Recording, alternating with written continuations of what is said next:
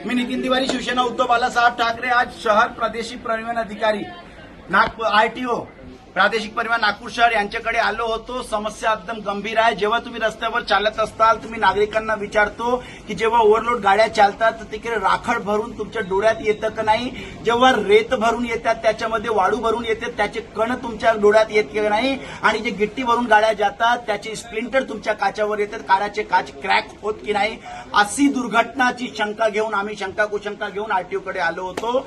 परंतु बीडकर साहेबांनी सांगितलं की तुमच्याकडे 5 दस्ते आहे, पूर्व डिप्टी आरटीओ यांच्या अंतर्गत येतो।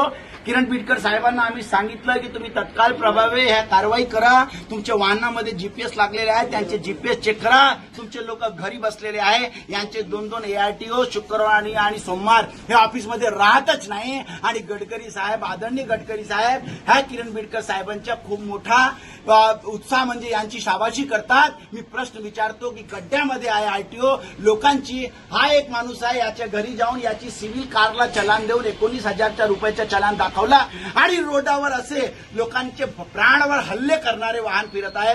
पण यांना दोष नाही, दलालांच्या रॅकेट काम करत आहे। मोकामध्ये आता रेतीवाल्यांवर मोका लागला, हे लोक आपल्या चलानमध्ये गौणखनी दाखवत नाही।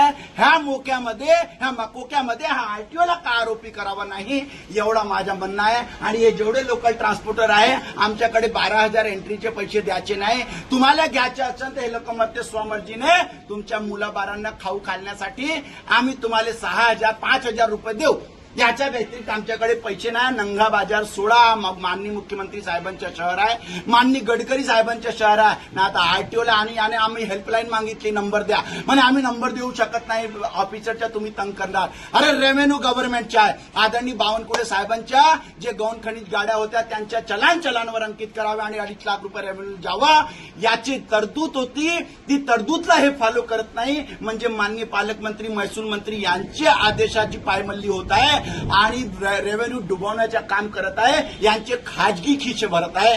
आज आम्ही सांगितलं, प्रेमानं सांगितलं, ह्यानंतर मग शिवसेना स्टाईल आहे। हा आरटीओ फुटला तर आम्ही जिम्मेदार नाही, आणि याच्या मागं चव्हाण साहेब आम्ही तुम्हाला पण करबद्ध निवेदन करतो, सुधरा सुधरा आणि सुधरा।